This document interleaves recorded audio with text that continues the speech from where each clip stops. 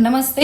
एक ये भी सवाल था कि कब तक डोमेस्टिक वायलेंस की मैटर कब तक फिनिश हो जानी चाहिए ना, मैजिस्ट्रेट को कब तक इसे कंप्लीट करनी चाहिए।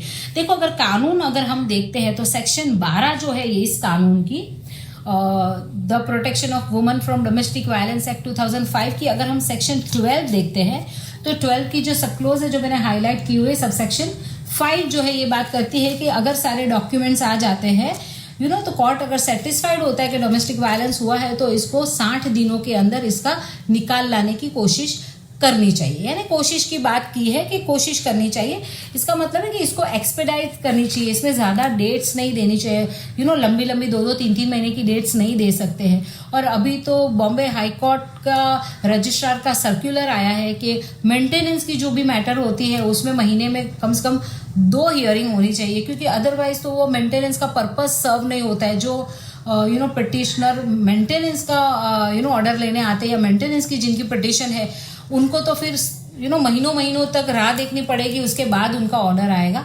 तो कोर्ट का ये सर्कुलर है बॉम्बे हाई कोर्ट का कि हर महीने में 2 हियरिंग की डेट दी जाए, यानी कि 15-15 दिन की, ताकि ये जो डिवी मैटर है, कोई भी डोमेस्टिक वायलेंस में मेंटेनेंस हो गया, फैमिली कोर्ट की मैटर में मेंटेनेंस हो गया, या मेंटेनेंस की जो सेक्शन है बीएनएसएस की 144 या जो पहले क्रिमिनल सीआरपीसी की जो 125 थी उसके हिसाब से अगर है तो कम से कम 15 दिन में एक हियरिंग देनी चाहिए। तो इसके हिसाब से डोमेस्टिक वायलेंस एक्ट में जो बताया गया है कि मजिस्ट्रेट को ये कोशिश करनी चाहिए कि 60 डेज में ये जो पिटिशन है उसका निकाल करना चाहिए। पर क्योंकि हम जानते हैं कि प्रोसीजर में टाइम लगता है, इसी वजह से टाइम हो जाएगा। पर एक जेन्युइन टाइमलाइन होती है और एक अननेसेसरी डिले की टाइमलाइन होती है कि चलो 60 दिन यानी 2 महीना, 2 महीने के बदले अगर 2 साल तक भी केस चलता है तो भी पार्टी समझती है, कोर्ट समझती है।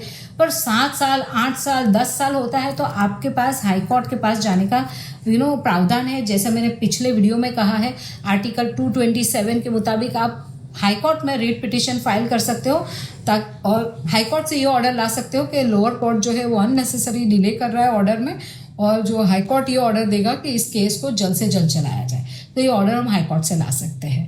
तो ये डोमेस्टिक वायलेंस के केस के लिए मेरी ये एक आपको एक्सप्लेनेशन थी। Thank you so much for watching my video.